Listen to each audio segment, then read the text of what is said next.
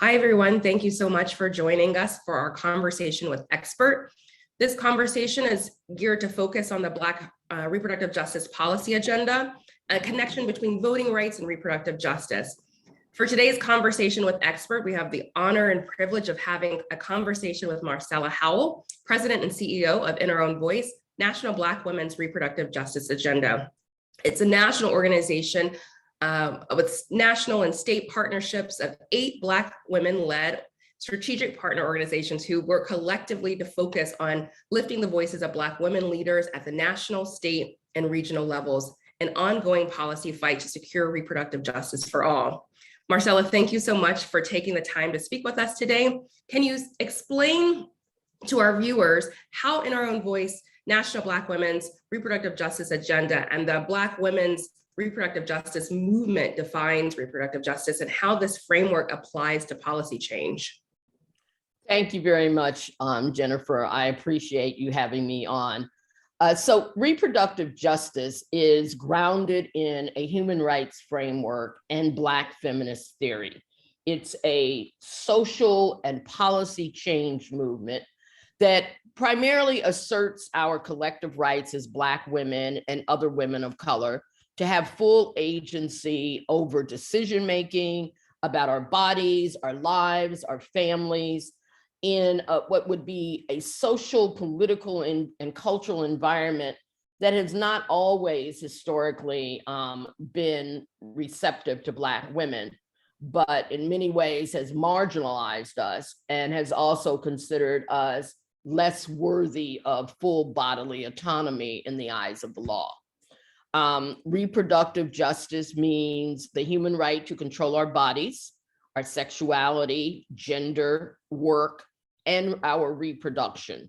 We believe that this right can only be achieved when all women have the economic, social, and political power and resources to make healthy decisions about our bodies, our families, and our communities in all areas of our lives.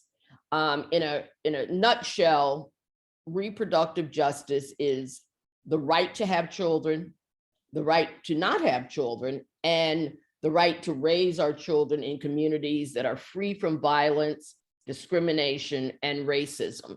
And there's a number of issues that come into play in order to make that happen.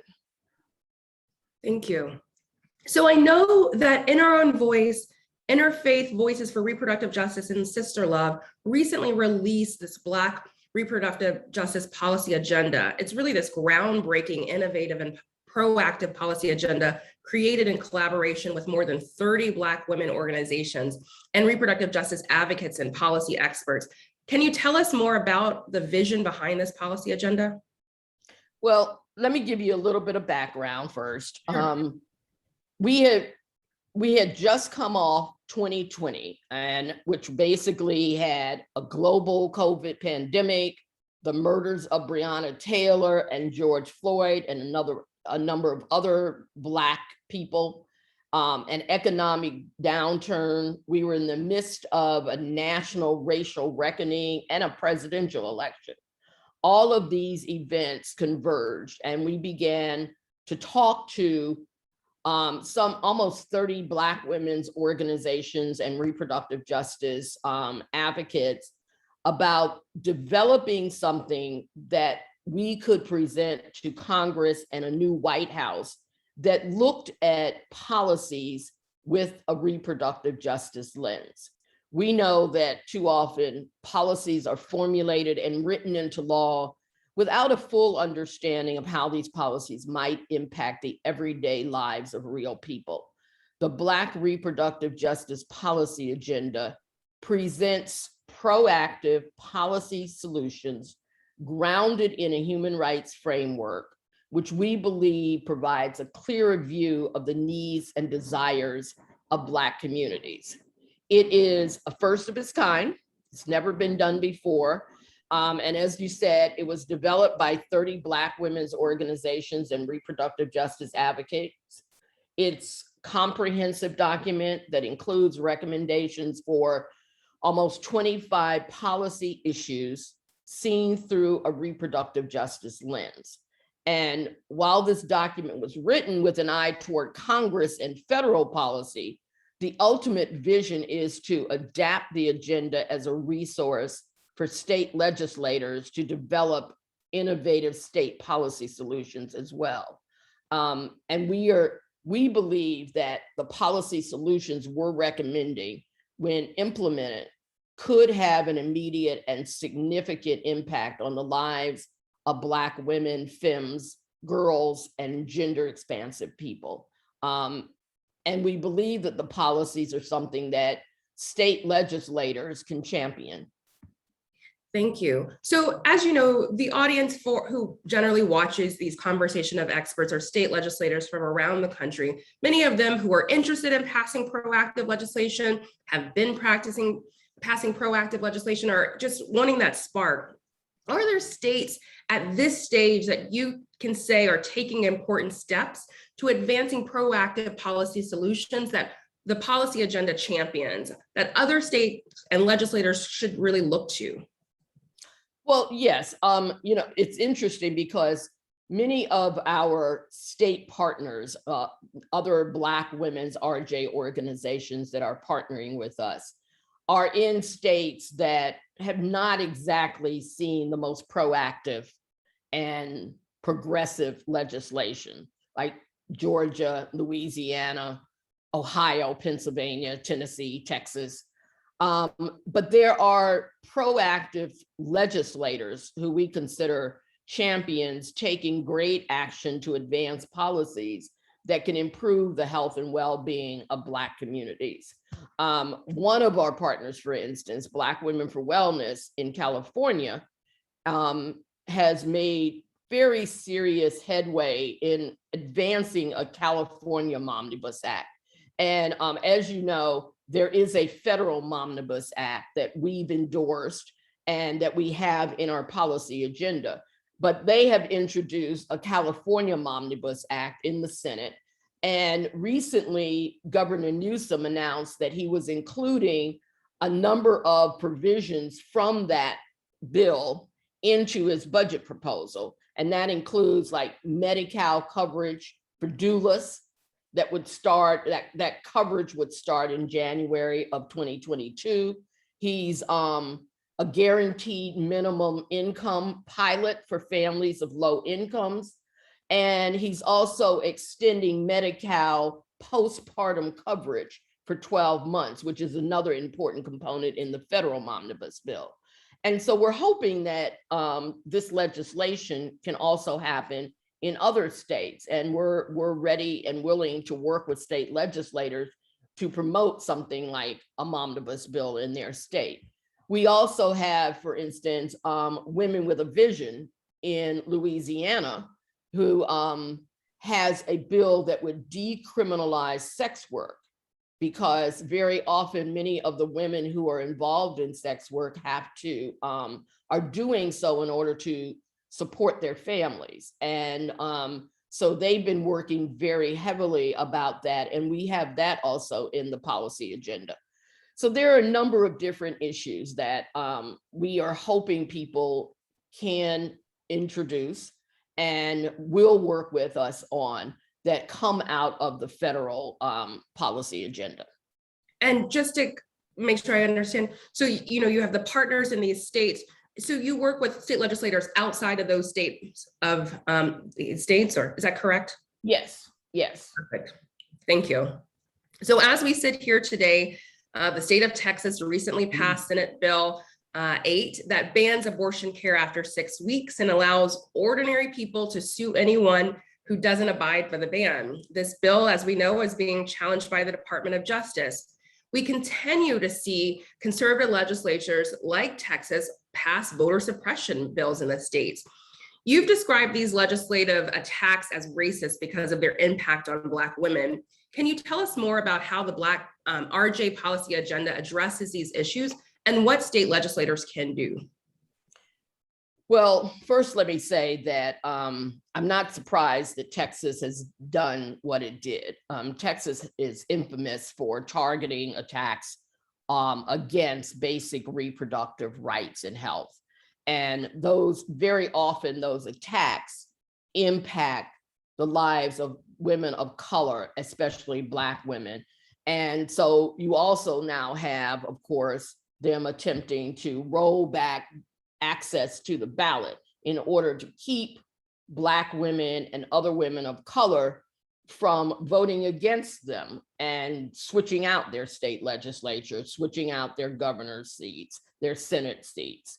So what we see in Texas and in some other states is these politicians know that blocking our right to vote is a key to advancing their white supremacist agenda.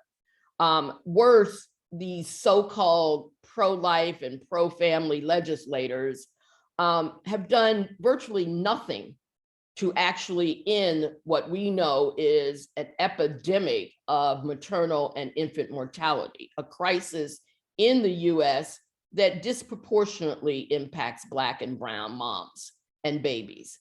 So the Black reproductive justice policy agenda does address these things. We talk about voting rights and what's critical.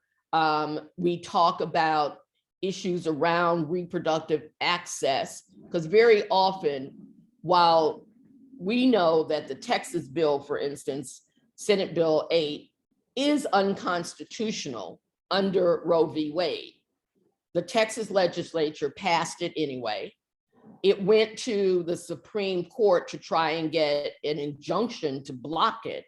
And the conservative Supreme Court decided not to act on it, even though they know it is unconstitutional under their own decision under Roe v. Wade and decisions that they have done most recently in whole women's health, which was also about a Texas bill that was eventually blocked. So Texas is infamous for doing this. And what normally happens is Texas tries it out, and then if it works, other conservative legislatures adopt what Texas has done and try to roll it out as well. We know that, for instance, there is right now a case in the Supreme Court from Mississippi that also has a ban on abortion care, but it's after 15 weeks. Georgia is contemplating a bill. Florida is contemplating a bill. There are a number of conservative state legislatures who will take this bill, this Texas bill, now that they've seen that the Supreme Court has not blocked it, and try to implement it in their own state. And of course, what's so insidious about the Texas bill is that it allows everyday citizens to go after anyone who helps a woman get an abortion, whether that is her minister that she talks to, consults about it, whether it is her sister, her mother, her aunt, who basically she talks to about it, her friends, anybody who drives her to a clinic, anyone who helps her go to another state.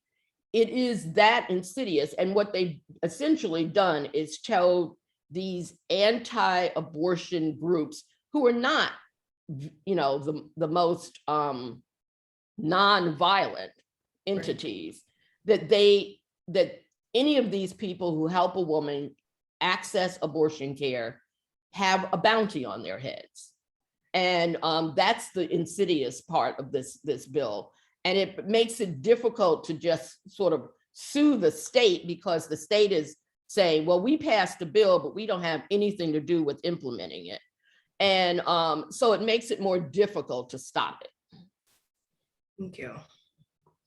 When you think about kind of the voting, I know that you all have done a couple of the voting right bills in Congress. How have you connected kind of the reproductive justice and the voting at the congressional level? I know that you've worked on policies like For the People Act. Right. Well, the one thing that we know from the history of Black voting is that we know that getting the right to vote has been a long and often violent action Black people have been killed because of it. They have been shot, they have been lynched, they have been threatened. And so having the right to vote is very essential. And what we saw in the 2018 election, where it was Black votes who changed the House of Representatives. In the 2020 election, it was Black women's votes who changed the White House. And then in 2021, it was Black women's votes in Georgia that changed the United States Senate. And so people know that Black women come out and vote, and often vote for very progressive issues. And so you see these conservatives say, the only way we're going to be able to hold on to power is to do things that would put barriers in front of Black voters. And that's what we're seeing happening. And so we do support the For the People Act and the John Lewis Voting Rights Advancement Act, specifically the John Lewis Voting Rights Advancement Act, because what it does is it puts back all of those criteria that the Supreme Court took out of the Voting Rights Act. And we want those back in so that we can make sure that some of these pieces of legislation that have been signed into law in some of these conservative states can't really take place because they are against the Voting Rights Act. And we know also that voting rights is tied to us getting better health care.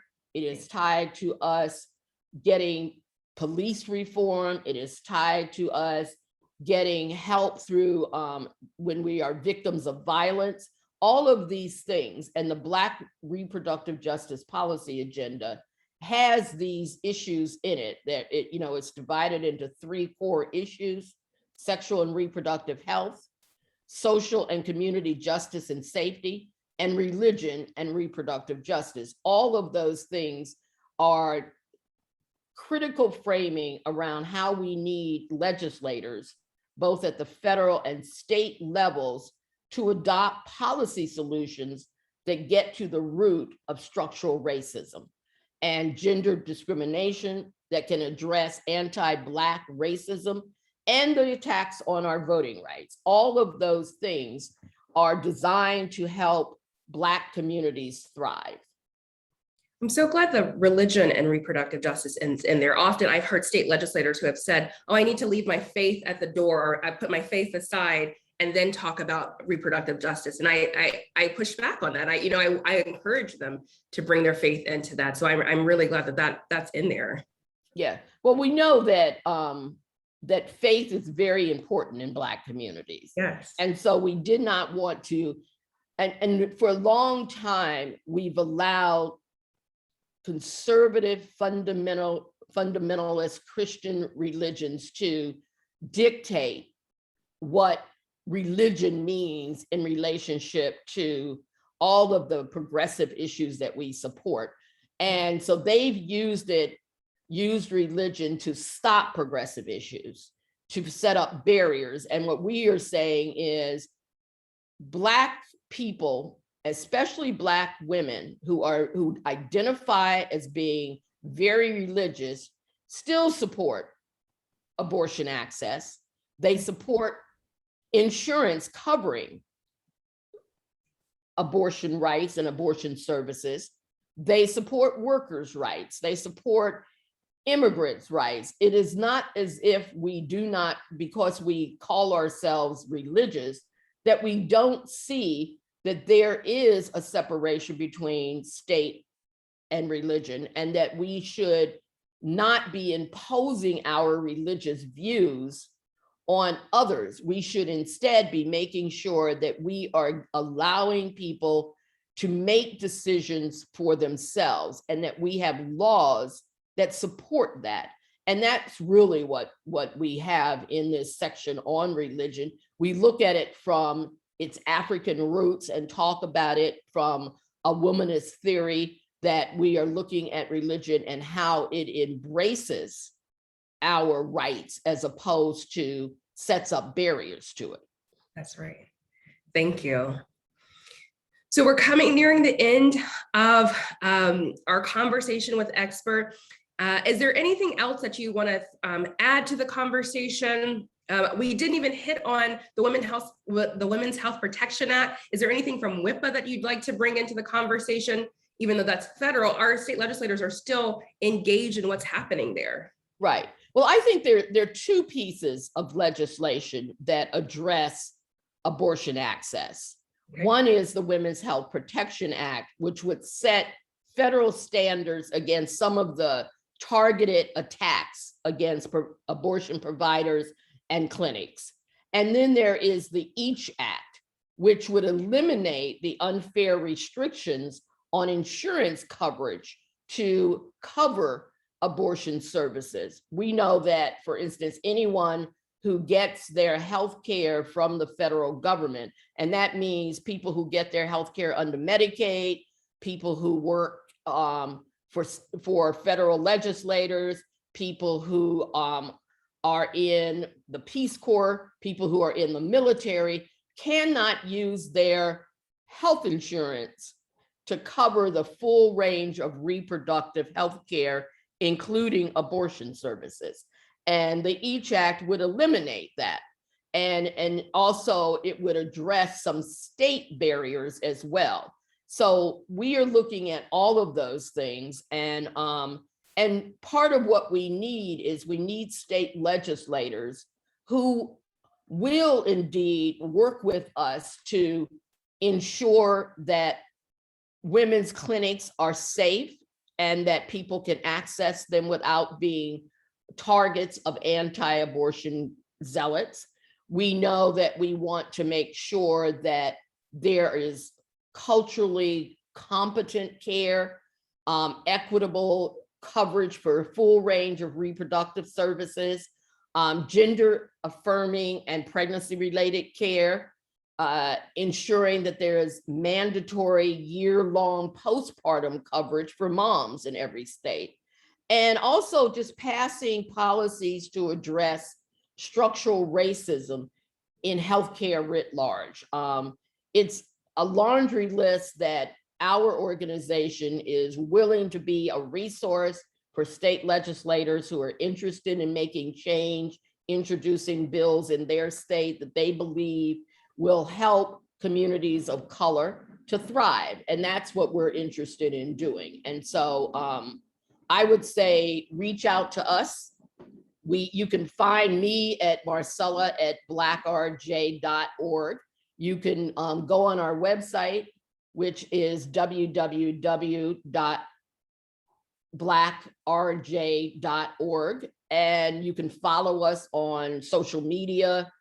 And you can actually tune in to some of the work that we're doing and see what we're doing at the federal level. You can reach out to our partner organizations if you're in certain states.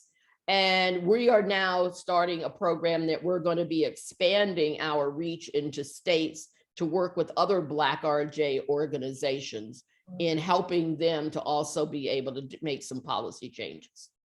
Thank you. And so state legislators, reach out to NR Own Voice.